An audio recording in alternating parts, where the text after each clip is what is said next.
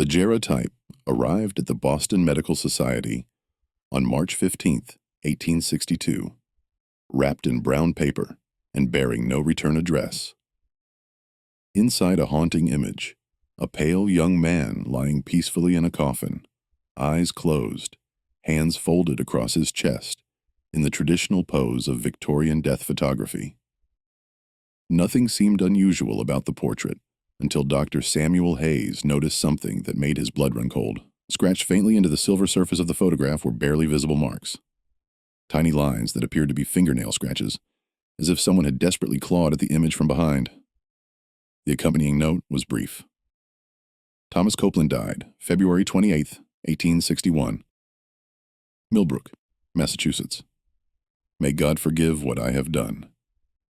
The signature belonged to Dr. Frederick Copeland, a respected physician who had vanished from his practice 6 months earlier, leaving behind only whispers of strange experiments and a brother's mysterious death. Before we continue with the story of the Copeland brothers and uncover the horrifying truth behind this photograph, we need you to join our community of mystery lovers. Hit that subscribe button and let us know in the comments what state you're watching from. We love connecting with fellow dark history enthusiasts across America. The mystery of Frederick Copeland would remain buried in the archives of the Medical Society for over a century, until a renovation of the building in 1963 uncovered a hidden compartment containing detailed medical journals, correspondence, and, most disturbing of all, a collection of similar photographs, all bearing the same telltale scratch marks. Millbrook, Massachusetts. In 1861 was a town caught between two worlds. Nestled in the rolling hills 30 miles west of Boston, it maintained the quiet charm of rural New England, while slowly adapting to the industrial changes sweeping the nation. The population of nearly 800 souls lived primarily from textile mills powered by the swift-flowing Millbrook River. Though farming and lumber remained vital to the local economy, the town's single main street was lined with white clapboard houses, their black shutters and stone foundations speaking to the practical Puritan heritage of their builders. The Civil War had cast its shadow over Millbrook, just as it had across the entire nation. Young men who had never ventured beyond the county line found themselves marching south to face an uncertain fate, leaving behind anxious families and a community struggling to maintain its sense of normalcy. It was against this backdrop of national upheaval that the Copeland family had established themselves as pillars of the community. Dr. Frederick Copeland had arrived in Millbrook in the spring of 1859. A tall, lean man of 32, with the kind of intense dark eyes that seemed to see through a person's very soul. He had studied medicine at Harvard and spent 2 years working in the hospitals of Boston, before deciding that rural practice would better suit his temperament. The townspeople welcomed him with open arms, particularly after the previous doctor, an elderly man named Hutchins, had died suddenly of apoplexy, leaving them without medical care for months. Frederick had brought with him his younger brother Thomas, a gentle soul of 26, who suffered from what the family delicately referred to as spells, what we would recognize today as severe epilepsy. Thomas's condition had worsened over the years, progressing from mild episodes to violent convulsions that left him unconscious for hours. In an era when epilepsy was often viewed as a sign of moral weakness or divine punishment, Frederick's devotion to his brother was both touching and unusual. The brothers took residence in a large colonial house on Elm Street, its second floor, serving as Frederick's medical practice. Thomas, during his lucid periods, assisted his brother by maintaining detailed records of patients and organizing the growing collection of medical supplies that Frederick ordered from Boston and New York. The townspeople grew fond of Thomas, noting his kindness toward children and his remarkable knowledge of medicinal plants, which he cultivated in an extensive garden behind their home. Frederick Copeland's medical practice flourished during his first year in Millbrook, but those closest to him began to notice troubling changes in his behavior as Thomas's condition deteriorated. The younger brother's seizures were becoming more frequent and violent, sometimes occurring multiple times per day. Traditional treatments, bloodletting, purging, and the standard medications of the era proved completely ineffective. It was during the harsh winter of 1860 that Frederick began his descent into what he would later describe in his journals as necessary experimentation. Frustrated by the limitations of conventional medicine and desperate to help his brother, Frederick started researching alternative treatments, corresponding with physicians in Europe, and studying ancient texts on herbal remedies. His interest was particularly drawn to the work of Dr. Claude Bernard in Paris, who had been experimenting with plant alkaloids and their effects on the nervous system. Frederick began to theorize that if certain plant compounds could induce paralysis or unconsciousness, perhaps they could also interrupt the electrical storms in Thomas's brain that triggered his seizures. The basement of the Copeland house was converted into a makeshift laboratory. Frederick installed additional oil lamps and acquired glassware scales and other equipment necessary for his work.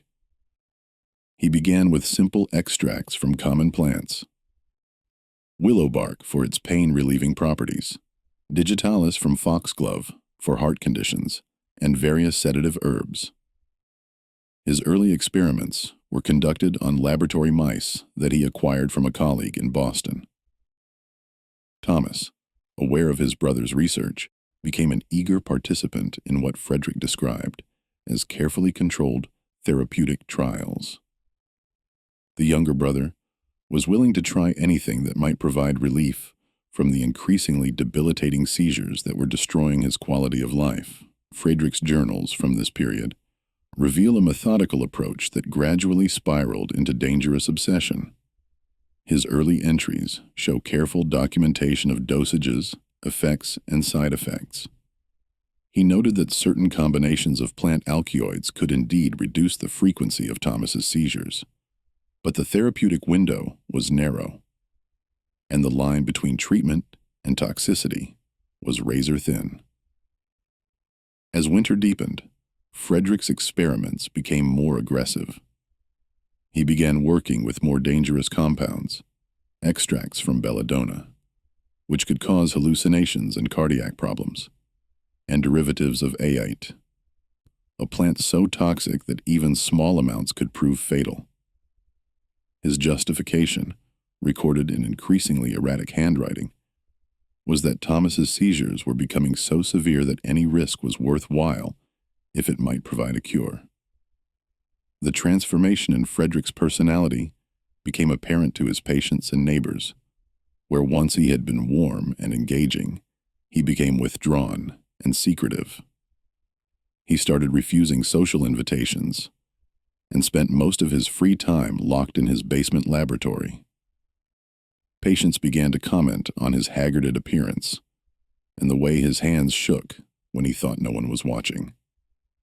February 27th, 1861 began like many others in the Copeland household, but it would end in tragedy that would haunt Frederick for the rest of his days. Thomas had experienced a particularly severe seizure that morning, one that left him confused and weak for hours afterward. Frederick, driven by desperation, and perhaps clouded by his own exhaustion, decided to try a new compound he had been developing, a complex mixture of alkaloids that he believed might provide longer-lasting relief. The formula represented months of work. Frederick had been extracting compounds from a variety of toxic plants, water hemlock, which he had gathered from the marshes outside town, deadly nightshade from his own garden, and most significantly, a rare fungus that grew on rye grain which he had obtained through a contact in Salem. This fungus, known to cause strange behaviors and sometimes death when consumed in contaminated grain, contained alkaloids that Frederick theorized might interrupt seizure activity. As evening approached, Thomas suffered another severe episode. Frederick later wrote that watching his brother's convulsions that night filled him with such despair that he abandoned his usual caution. Instead of administering the small test dose he had planned, he gave Thomas nearly 3 times the amount, convinced that a stronger dose might finally provide the breakthrough they desperately needed. The effect was immediate and terrifying. Thomas's seizure stopped abruptly, but instead of the peaceful relief Frederick had hoped for, his brother's body became rigid, and his breathing became so shallow as to be almost imperceptible. Thomas's pulse slowed to barely detectable levels. His skin grew cold and pale, and his pupils became fixed and dilated. Frederick worked frantically through the night, trying everything in his medical knowledge to revive his brother. He administered stimulants, applied hot compresses, and even attempted the controversial practice of electrical stimulation using a primitive galvanic device. Nothing worked. As dawn broke on February 28th, Thomas remained in the same death-like state, showing no response to any stimulus. Faced with the horrifying possibility that he had killed his brother, Frederick made a decision that would define the rest of his life. He could not bear to face the legal consequences of his experimentation, nor could he endure the scandal that would destroy not only his career, but also his brother's memory. In a moment of panic and desperation, Frederick decided to declare Thomas dead of natural causes. Frederick's decision to conceal the truth required careful planning and steady nerves, qualities that his grief and guilt made difficult to summon. He spent the morning of February 28th preparing Thomas's body for what would appear to be a normal death from epilepsy, a condition that was known to sometimes prove fatal during severe episodes. The first challenge was Thomas's physical appearance.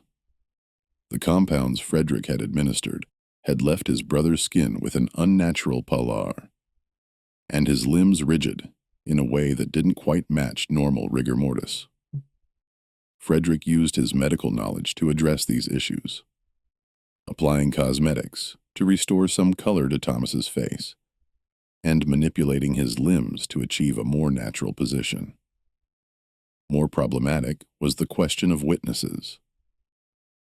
In a small town like Millbrook, deaths were community events, and it would be expected that neighbors and friends would come to pay their respects and offer assistance. Frederick needed to control who saw Thomas and when, ensuring that no one with medical knowledge would have the opportunity to examine the body closely. Frederick's solution was to claim that Thomas had died during the night of a particularly severe seizure, and that the trauma of the episode had left the body in a condition that made viewing inadvisable. He emphasized Thomas's long struggle with epilepsy and suggested that a peaceful, closed casket service would be more appropriate than subjecting mourners to the disturbing evidence of his brother's final moments. The townspeople accepted this explanation without question. Thomas's condition had been well known, and many had witnessed his seizures firsthand. The idea that epilepsy might finally claim his life seemed tragic, but not surprising. What did surprise some was Frederick's insistence on handling all the funeral arrangements himself, and his rejection of offers of help from neighbors in the local church. Frederick's medical training proved invaluable in maintaining the deception. He was able to speak knowledgeably about the physiological effects of severe seizures and explain why Thomas's body exhibited certain unusual characteristics. When the local minister, Reverend Isaiah Hartwell, expressed surprise at the speed with which Frederick wanted to proceed with the burial, Frederick explained that warm weather was expected and that rapid interment would be more hygienic. The funeral was held on March 2nd, just 2 days after Thomas's supposed death. Frederick had chosen a simple pine coffin and arranged for burial in the town cemetery, selecting a plot in a quiet corner where Thomas had often walked during his healthier periods.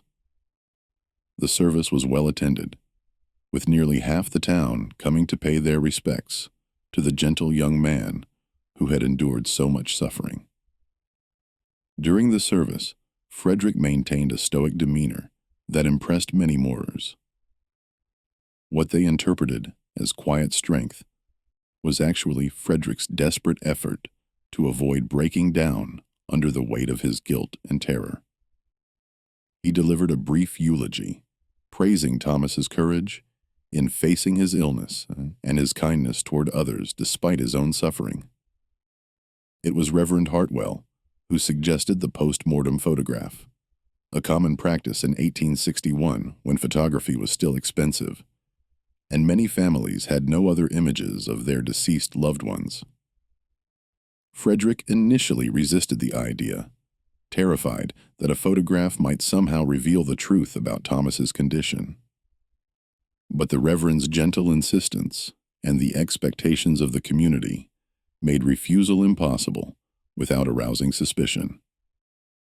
The photographer, a traveling professional named Samuel Morrison, who visited Millbrook monthly, arrived the morning before the funeral.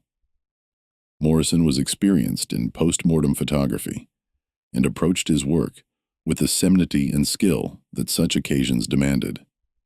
He had photographed dozens of deceased individuals throughout Massachusetts and Vermont, developing techniques for posing bodies and using lighting to create peaceful, dignified images. Frederick supervised the photography session with barely concealed anxiety. Morrison positioned Thomas in the coffin with his hands folded across his chest and arranged the lighting to minimize shadows that might reveal the unnatural quality of his skin. The photographer commented on how peaceful Thomas looked, noting that death had apparently come gently after so much suffering. The photographic process itself took nearly an hour, as Morrison used a large format camera that required long exposure times. Frederick found himself studying his brother's face during those long minutes, searching for any sign of life, any indication that Thomas might still be alive beneath the effects of the drugs. The stillness was complete, however, and Frederick began to convince himself that perhaps Thomas truly was dead, that the compounds had simply helped ease his passing. When Morrison finished and began packing his equipment, he mentioned that he would develop the gerotype in his Boston studio and sent it to Frederick within the week. The photographer had captured what appeared to be a standard memorial portrait. A young man lying peacefully in death, surrounded by flowers and bathed in soft, natural light. Frederick paid Morrison his fee and watched the man leave town, carrying with him the photographic plates that contained Thomas's image. As the carriage disappeared down the main road toward Boston, Frederick felt a mixture of relief and dread. The photograph would serve as evidence of Thomas's peaceful death, but it also represented a permanent record of Frederick's deception. The burial took place the following afternoon in a ceremony that drew nearly the entire town. Frederick stood at the graveside as Reverend Hartwell spoke about the mystery of suffering and the hope of eternal peace. As the first shovelfuls of earth fell onto the coffin, Frederick closed his eyes and tried to convince himself that he was simply burying his brother's earthly remains, that Thomas's spirit had already departed. The terrible discovery. For 3 weeks after Thomas's burial, Frederick attempted to return to normal life, but the weight of his secret made every day a struggle. His medical practice suffered as he found it difficult to concentrate on his patients' needs. Sleep came only with the aid of Lord Ninham, and even then his dreams were filled with images of Thomas calling out from beneath the earth. The Geripe arrived from Boston on March 21st, delivered by the weekly mail coach, along with Frederick's usual correspondence and medical supplies. Morrison had done excellent work. The image was clear and beautifully composed, showing Thomas in peaceful repose, surrounded by spring flowers. Frederick stared at the photograph for a long time, noting how lifelike Thomas appeared, almost as if he were merely sleeping. It was while examining the photograph more closely that Frederick noticed something that made his hands tremble. Along the edges of Thomas's fingernails, Barely visible in the geripe, but unmistakable once seen, were what appeared to be scratches or marks. Frederick initially dismissed them as artifacts of the photographic process or shadows created by the lighting. But the more he studied the image, the more convinced he became that they were real. Driven by a growing sense of horror, Frederick retrieved his magnifying glass and examined the photograph under strong lamplight. The marks were definitely present, and they appeared to be scratches in the soft wood of the coffin where Thomas's hands rested. Even more disturbing, there seemed to be similar marks on the satin lining near Thomas's head, as if fingernails had clawed at the fabric. Frederick's medical knowledge immediately suggested a terrifying explanation.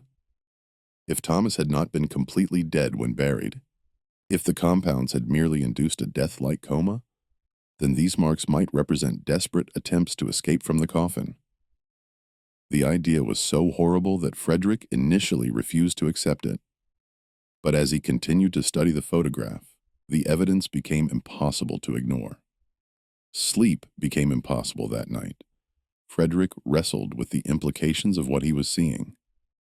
If Thomas had been alive when buried, then Frederick was not just guilty of medical malpractice, but of murder through negligence. Worse still, his brother might have suffered unimaginably in those final moments, trapped in darkness and unable to call for help. The following day, Frederick could bear the uncertainty no longer. He made a decision that would haunt him for the rest of his life. He would exhume Thomas's body under cover of darkness and discover the truth once and for all. March 23rd, 1861, was a moonless night with thick clouds that seemed to promise rain before dawn. Frederick waited until well past midnight before making his way to the cemetery, carrying a shovel and a dark lantern that he kept shuttered to avoid detection. The town was completely silent, with even the dogs seeming to sense that this was a night for staying indoors. The cemetery occupied a hillside overlooking the town, its weathered headstones and simple monuments marking the graves of Millbrook's residents going back nearly 2 centuries. Thomas's grave was located in the newer section where the earth was still soft and the grass had not yet established itself. Frederick had chosen the location partially for its privacy, surrounded by old oak trees that would shield his activities from any possible observers. The digging was harder than Frederick had anticipated. Even after just 3 weeks, the earth had settled considerably, and the physical labor required was exhausting for a man weakened by weeks of sleepless nights and poor appetite. As he worked, Frederick found himself listening for any sound that might indicate discovery. But the night remained silent, except for the rhythmic sound of his shovel breaking through the soil. It took nearly 3 hours to reach the coffin, and by then, Frederick was soaked with perspiration despite the cool night air. When his shovel finally struck wood, the sound seemed unnaturally loud in the stillness. Frederick used his hands to clear the remaining dirt from the coffin lid, noting that the simple pine construction had already begun to show signs of moisture and decay. The moment of truth came when Frederick Pride opened the coffin lid with a crowbar he had brought for the purpose. He raised his lantern to illuminate the interior, not certain what he would find, but fearing the worst. What he saw confirmed his most horrible suspicions and added details that would torment him for the rest of his life. Thomas's body had changed position since the burial. Instead of lying peacefully with his hands folded across his chest as he had been positioned for the funeral, his arms were raised toward the coffin lid, his fingers curved into claws. The satin lining of the coffin was shredded in multiple places, clearly torn by desperate fingernails. Most horrifying of all, Thomas's fingernails were bloody and broken with splinters of wood embedded beneath them. The evidence was unmistakable. Thomas had awakened from his drug-induced coma while buried and had spent his final hours in desperate attempts to escape his wooden prison. The scratches that Frederick had noticed in the photograph were only a small indication of the violent struggle that had taken place after burial. But Frederick's horror was far from complete. As he examined the coffin more closely by lantern light, he made an even more disturbing discovery. Carved into the wooden sides of the coffin, apparently scraped with fingernails and perhaps with the small metal clasp from Thomas's vest, were letters and partial words. Most were illegible, but one message was clear enough to read: "Fred, help." The sight of his brother's final desperate plea sent Frederick into a state of shock that left him trembling and nauseated. He had killed his brother not through a single moment of medical error, but through a sustained act of cruelty that had condemned Thomas to the most horrible death imaginable. In the days following his terrible discovery, Frederick found himself unable to function normally. The weight of his guilt was compounded by a growing paranoia that someone might suspect the truth about Thomas's death. He began to examine his own behavior and motivations, trying to understand how he had descended from a caring physician into someone capable of such horrible negligence. It was during this period of self-examination that Frederick made another discovery that shattered what remained of his sanity. While organizing his medical journals and experimental notes, he came across records of previous patients who had died under similar circumstances, deaths that he had previously attributed to the natural progression of their illnesses. The first case that caught his attention was Martha Henley, an elderly woman who had died the previous autumn while under Frederick's care for what she described as nervous disorders. Frederick had been treating her with experimental plant extracts similar to those he later used on Thomas. Martha had died suddenly during the night, and Frederick had attributed her death to heart failure brought on by her advanced age and poor health. Reviewing his notes about Martha's case, Frederick was horrified to realize that her symptoms before death had been nearly identical to Thomas's condition after receiving the experimental drugs. Martha had also exhibited the rigid limbs, barely detectable pulse, and death-like appearance that Frederick now understood might indicate a drug-induced coma rather than actual death. The records revealed more disturbing patterns. During his 18 months in Millbrook, Frederick had treated at least 6 patients with his experimental compounds, and 4 of them had died under circumstances that now seemed suspicious. All had been individuals suffering from nervous conditions, epilepsy, or chronic pain. People desperate enough to try experimental treatments and isolated enough that their deaths would not attract undue attention. James Whitfield, a farmer who had suffered from severe headaches following a fall from his barn, had died after receiving Frederick's plant-based treatments for pain relief. The death had been attributed to complications from his head injury, but Frederick's notes indicated that James had shown the same symptoms as Thomas before dying. Young Sarah Mills, barely 16 years old, had suffered from hysteria and fits that some townspeople attributed to demonic possession. Her family had brought her to Frederick as a last resort, and she had died after 3 weeks of treatment with Frederick's experimental compounds.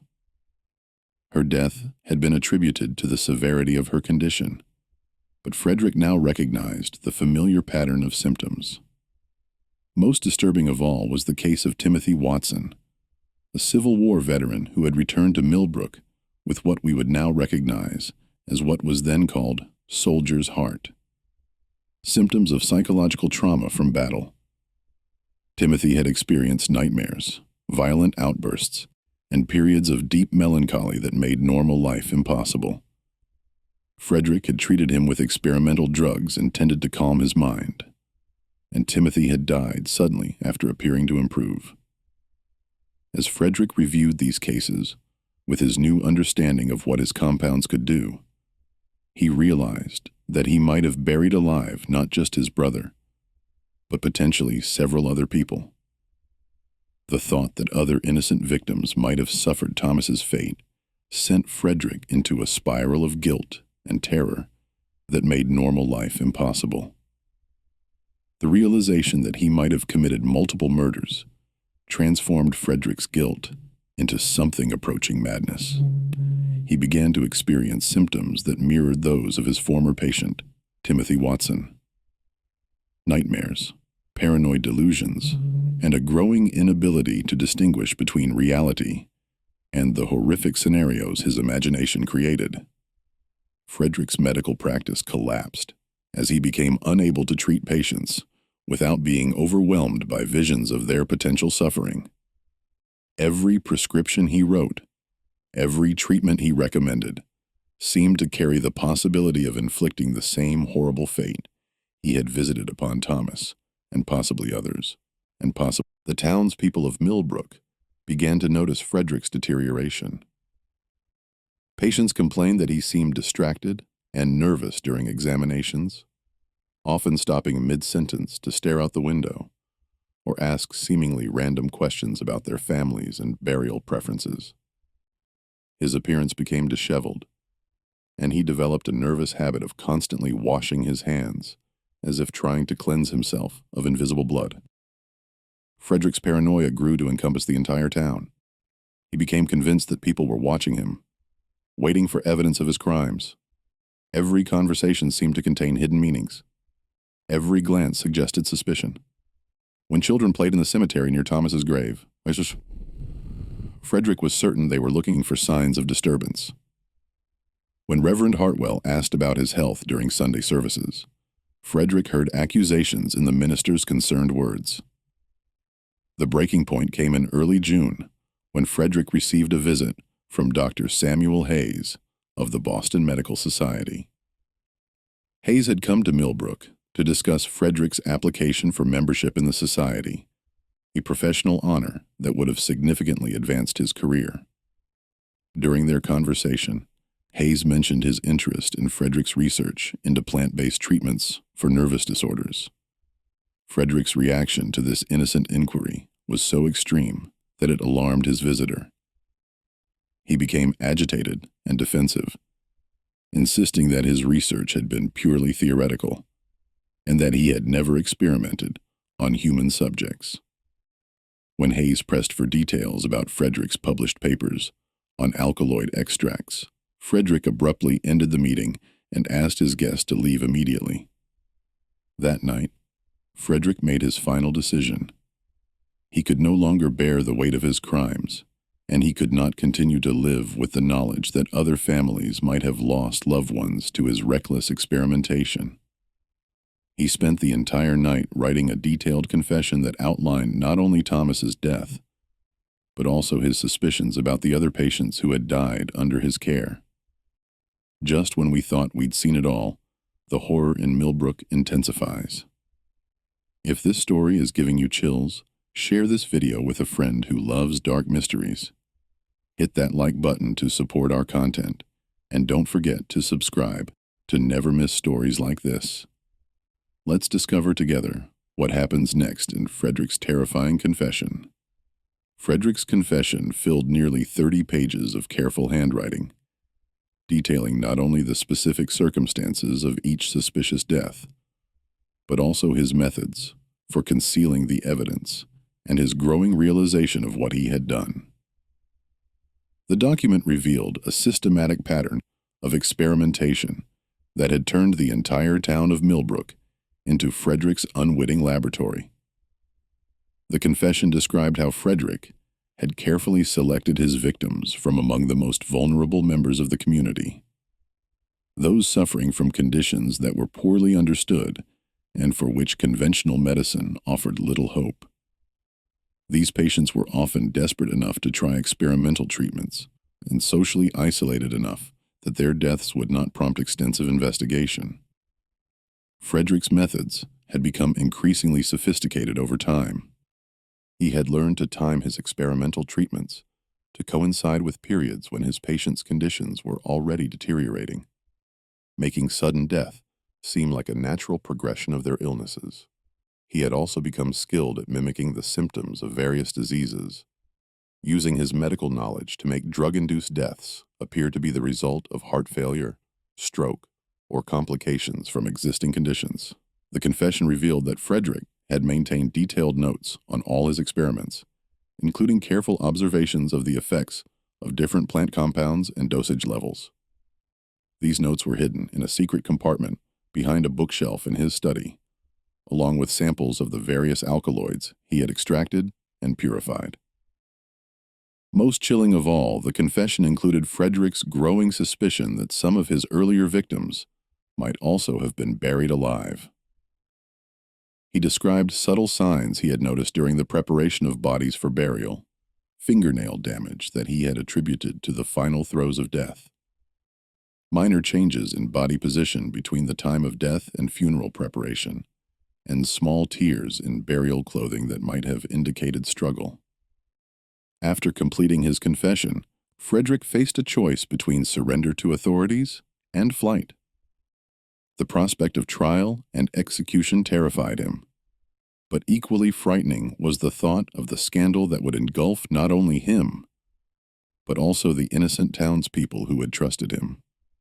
The families of his victims would have to live with the knowledge that their loved ones had died horrible deaths through Frederick's negligence. Frederick chose flight, but not before taking steps to ensure that the truth would eventually be discovered. He sealed his confession along with his experimental notes and the damning Geripe of Thomas in a metal box which he hid behind a false wall in the basement of his house. He left cryptic clues about the location of this evidence in letters to the Boston Medical Society and to Reverend Hartwell, knowing that eventually someone would piece together the mystery. On the night of June 15th, 1861, Frederick Copeland disappeared from Millbrook, taking only a small bag of personal belongings and enough money to sustain him for a few weeks. He left behind a brief note claiming that grief over Thomas's death had made it impossible for him to continue practicing medicine in the town where his brother had died. Frederick's sudden departure created a sensation in Millbrook, particularly coming so soon after the tragedy of Thomas's death. The townspeople had difficulty understanding how a man who had seemed so devoted to his brother could abandon the practice and community he had worked so hard to build. Rumors circulated about gambling debts, romantic scandals, and even suggestions that Frederick had been secretly recruited for military service. The house on Elm Street stood empty for several months while the town attempted to locate Frederick or his legal representatives. Eventually, the property was seized for unpaid taxes and sold to a family from Boston who planned to use it as a summer residence. It was during the renovation of the basement that workers discovered Frederick's hidden laboratory and the sealed box containing his confession. The discovery of Frederick's confession sent shockwaves through both Millbrook and the broader medical community. The detailed descriptions of his experiments and the evidence of multiple potential murders led to the exhumation of several bodies from the town cemetery. The investigation confirmed Frederick's worst fears. Physical evidence suggested that at least 3 of his former patients had indeed been buried alive. Martha Henley's remains showed the same signs of desperate struggle that had been found in Thomas's coffin. Her fingernails were broken and bloody, and the interior of her coffin bore scratches and tears that indicated frantic attempts to escape. The discovery prompted a more thorough examination of other suspicious deaths, revealing a pattern of medical murder that extended back to Frederick's earliest days in Millbrook. The investigation also uncovered Frederick's correspondence with colleagues in other cities, revealing that his experimental work was part of a broader network of physicians who were pushing the boundaries of medical ethics in their quest for breakthrough treatments. Several other doctors were investigated for similar practices, though none were found to have caused as many deaths as Frederick. Some of these physicians had also disappeared around the same time as Frederick, suggesting that the exposure of the Millbrook murders had triggered a broader collapse of the experimental network. Perhaps most disturbing of all was the discovery that Frederick's research had been partially successful. His notes indicated that some of his experimental compounds had indeed shown promise for treating epilepsy and other nervous disorders, but his complete disregard for patient safety had turned potentially beneficial research into a series of horrific murders. The knowledge that his work might have led to legitimate medical breakthroughs made his crime seem even more tragic and senseless. The Copeland case had far-reaching effects on American medicine and society that extended well beyond the immediate horror of the murders themselves. The revelation that a respected physician could systematically murder his patients while maintaining the facade of caring treatment shattered public trust in the medical profession and led to significant reforms in medical education and practice. Medical schools across the country implemented new ethical training requirements and established oversight procedures for experimental research. The case became a cautionary tale taught to generations of medical students, illustrating the dangers of allowing personal ambition and scientific curiosity to override basic human compassion and ethical constraints. The psychological impact on the community of Millbrook was profound and lasting. Many residents reported experiencing nightmares about being buried alive, and several families chose to have their deceased relatives cremated rather than buried, despite strong religious objections to the practice. The town cemetery, once a peaceful place for meditation and remembrance, became a source of fear and suspicion, as people wondered which graves might contain evidence of Frederick's crimes. The case also contributed to growing public interest in the prevention of premature burial, a fear that had been present in society, but which Frederick's crimes had made terrifyingly real. Inventors began developing safety coffins equipped with bells, speaking tubes, and escape mechanisms that would allow someone mistakenly buried alive to signal for help or free themselves. The Copeland murders became the subject of numerous newspaper articles, books, and even theatrical productions throughout the late 19th century. Each retelling seemed to add new horrific details or speculative elements, transforming Frederick from a specific historical figure into a symbol of medical evil and unchecked scientific ambition. Religious leaders used the case as evidence of the dangers of placing too much faith in human knowledge and scientific progress over divine providence. The idea that a physician, someone sworn to preserve life, could become a systematic killer seemed to validate conservative warnings about the moral dangers of modern medicine and experimental science. Despite decades of investigation and numerous reported sightings, Frederick Copeland was never definitively located or captured. The last credible report placed him in the Dakota Territory in 1871, where a physician matching his description had been treating settlers and soldiers at a remote frontier outpost. By the time investigators reached the location, however, the mysterious doctor had moved on, leaving behind only grateful patients and vague stories about his past. Some investigators theorized that Frederick had died during his years as a fugitive, possibly killed by hostile Indians, disease, or the harsh conditions of frontier life. Others believed that he had successfully established a new identity and continued practicing medicine under an assumed name, perhaps in a remote location where his past would never be discovered. The most disturbing theory, supported by a pattern of suspicious deaths that seemed to follow Frederick's trail across the continent, was that he had continued his experimental work throughout his fugitive years. Reports of mysterious deaths among patients treated by itinerant physicians created a trail of horror that stretched from Massachusetts to California, suggesting that Frederick's appetite for human experimentation had not been satisfied by his crimes in Millbrook.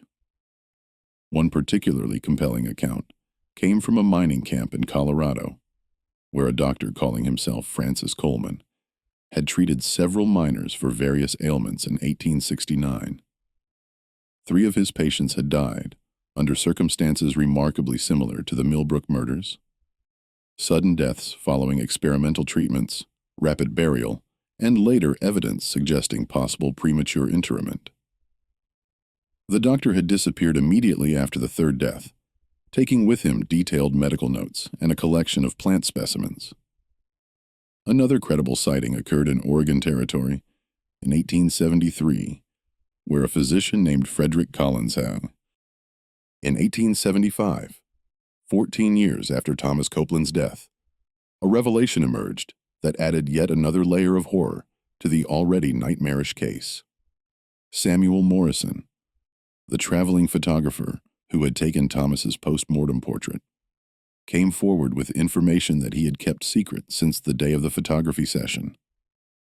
Morrison revealed that during the lengthy exposure required for the geripe, he had noticed subtle movements in Thomas's face and hands that had troubled him at the time. The movements were so slight that Morrison had attributed them to natural settling of the body, or perhaps shadows created by the flickering oil lamps used for illumination. However, the photographer's trained eye had detected what appeared to be very shallow breathing and occasional slight muscle contractions. Morrison had mentioned his observations to Frederick immediately after completing the photograph, expressing concern that perhaps Thomas was not actually dead, but merely in some form of deep unconsciousness.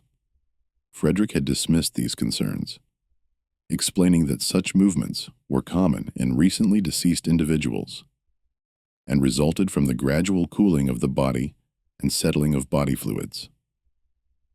The photographer had accepted Frederick's explanation at the time, trusting the doctor's medical expertise over his own untrained observations. However, when news of Frederick's crimes became public, Morrison realized that his suspicions had been correct and that he might have been the last person who could have saved Thomas Copeland's life. Morrison's revelation was particularly devastating because it indicated that Thomas's condition had been obvious enough for a non-medical observer to detect, meaning that Frederick must have been fully aware that his brother was still alive when he arranged for the burial. This transformed the case from medical negligence into deliberate murder, suggesting that Frederick had knowingly condemned his brother to death in order to conceal his experimental crimes. The photographer's testimony also raised disturbing questions about the other post-mortem photographs that Frederick had commissioned for his experimental victims. Morrison's records indicated that he had photographed at least 3 other patients of Frederick's who had died under similar circumstances, and in each case he had noticed the same subtle signs of life that he had observed in Thomas.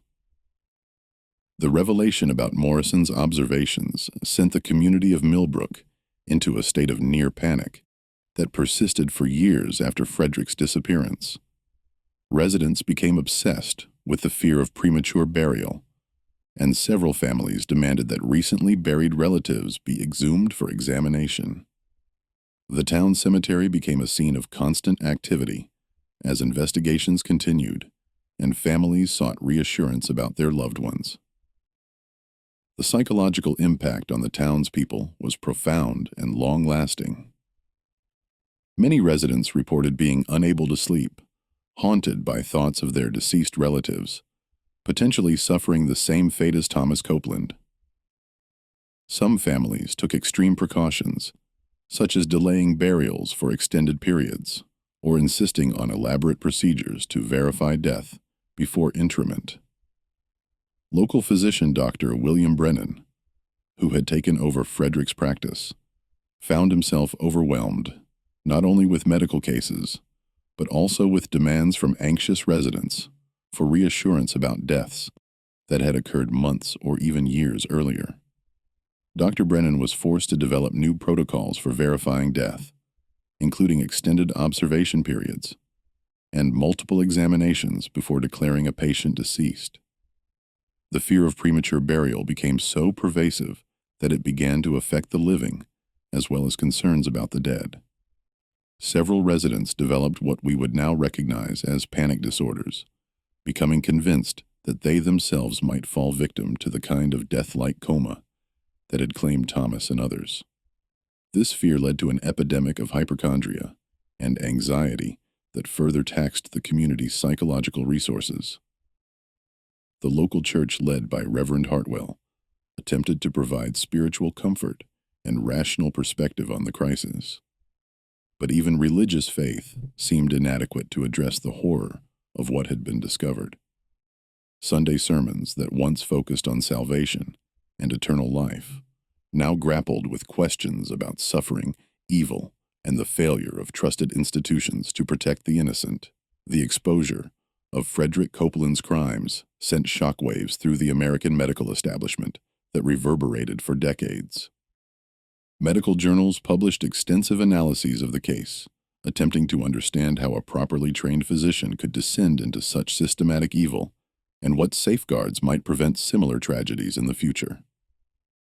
The Boston Medical Society, which had unknowingly been in correspondence with Frederick about his research, launched a comprehensive investigation into experimental medical practices throughout New England.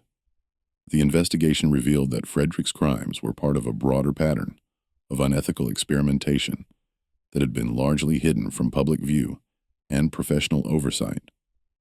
Several prominent physicians were found to have been conducting similar research using human subjects without proper consent or safety protocols, while none were found to have committed murders on the scale of Frederick's crimes.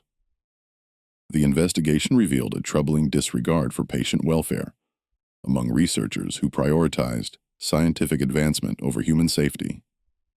The scandal led to the establishment of new professional standards for medical research and practice. Medical schools implemented mandatory courses in medical ethics and professional organizations, developed codes of conduct that explicitly prohibited human experimentation without informed consent. These reforms represented some of the earliest attempts to regulate medical research and protect patients from exploitation. The case also sparked broader debates about the role of science in society and the dangers of unchecked scientific ambition. Critics argued that the pursuit of medical knowledge had become disconnected from moral considerations, creating conditions where researchers could treat human beings as experimental subjects rather than individuals deserving of care and respect.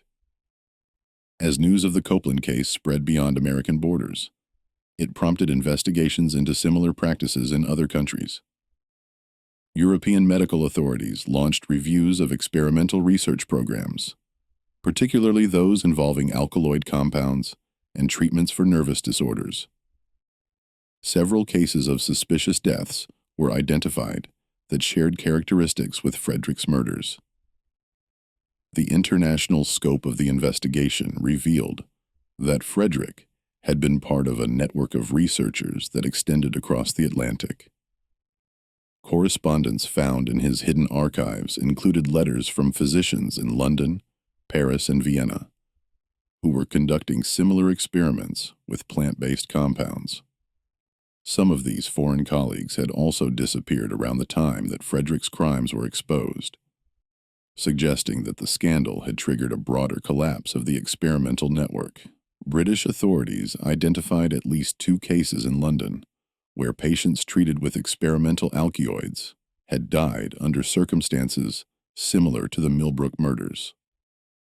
French investigators found evidence of a research program in Paris that had resulted in several unexplained deaths among patients suffering from epilepsy and other nervous conditions. These discoveries suggested that Frederick's crimes were part of a much larger pattern of medical murder that had been occurring throughout the Western world. The international investigation also revealed the extent to which unregulated medical research had been exploiting vulnerable populations. Patients suffering from poorly understood conditions like epilepsy, hysteria, and what was then called neurasthenia had been seen as ideal subjects for experimental treatments because their conditions were often considered hopeless by conventional medicine. In 1889, 28 years after Frederick Copeland's disappearance, a final piece of evidence emerged that provided both closure and new mysteries. A package arrived at the Boston Medical Society with no return address containing a daguerreotype and a brief note written in handwriting that experts confirmed belonged to Frederick. The photograph showed an elderly man lying in what appeared to be a simple wooden coffin, positioned in the same manner as Thomas Copeland's post-mortem portrait. The man's face was gaunt and weathered, suggesting a life of hardship, but his features were recognizably those of Frederick Copeland, aged by nearly 3 decades of fugitive existence. The accompanying note was brief, but chilling. The final subject of my research, may God have mercy on my soul, and may my victims find peace in death that they were denied in life. The experiments are complete. The note was dated simply winter, 1889, with no location indicated. Medical experts who examined the photograph noted the same subtle signs that Samuel Morrison had observed in Thomas's portrait decades earlier. Evidence suggesting that the subject might not have been completely dead when the photograph was taken. The implications were horrifying. Frederick appeared to have conducted his final experiment on himself, possibly inducing the same death-like coma that had doomed his brother and other victims. The package also contained a small vial of crystalline powder and detailed notes describing its composition and effects. Analysis revealed that Frederick had refined his alkaloid compounds over the decades, developing what appeared to be a more precise formula for inducing reversible death-like states. The note suggested that he had finally achieved the scientific breakthrough he'd been seeking, but at the cost of countless lives and his own sanity. The Frederick Copeland case became one of the most notorious medical crimes in American history, establishing precedents for medical ethics and patient protection that continue to influence healthcare practice today. The case demonstrated the importance of oversight and regulation in medical research, particularly when dealing with experimental treatments and vulnerable patient populations. The horror of Thomas Copeland's death and the systematic nature of Frederick's crimes captured the public imagination in ways that influenced popular culture for generations. The case inspired numerous works of fiction, from Gothic novels to early horror films, and established many of the tropes that continue to appear in medical horror stories today. Perhaps most importantly, the case served as a catalyst for the development of modern medical ethics and patient rights. The reforms implemented in response to Frederick's crimes laid the groundwork for the informed consent procedures, research oversight committees, and patient advocacy protections that are now standard practice in medical care. The town of Millbrook eventually recovered from the trauma of Frederick's crimes, but the case left permanent changes in the community's character.